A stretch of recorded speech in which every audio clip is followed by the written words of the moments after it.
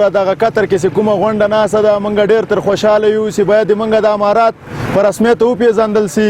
پوه سي او بل د مونږ دغه پیسې د امریکا ازادې کړي مونږ ډېر په امن کې یو وروره جانه پوه سوې د الله نه ډېر خوشاله یو وروره جانه پوه سوې د نړۍ نه هم خوشاله یو چې باید مونږ امارات په رسمیت باندې وپېژندل سي مونږ په امن کې یو وروره جانه جنګ نسته را ډز ډوز نسته را هېڅ شي هم نسته د وروره جانه مونږ خپله په قراره فضا کې ژوند کوو وروره جانه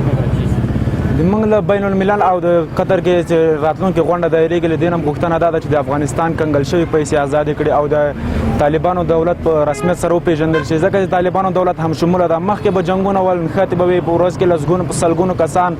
شهیدانېدل مړه کېدل عوام ته تلفات اوښتېدل مالي او ځاني تلفات اوښتېدل اسلامي امارات په دې اړه باندې باید د اسلامي امارات حکومت په رسمیت وپېژندل شي باید هغوی سره خپله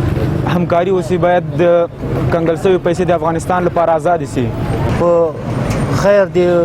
او په ګټه د موږ د وطن باندې تمام شي او د موږ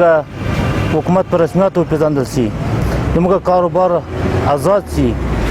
د موږ ملک آزاد شي د موږ خلک آزاد شي خلک هم په کار شي کارخانې هم په کار شي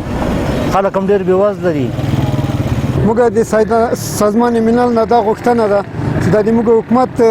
اسلامي امارات په رسمیت وپېژني اوس ښه امن ده ښه قراري ده په ټول افغانستان کې حمیت ده په ټول افغانستان کې قراره قراري ده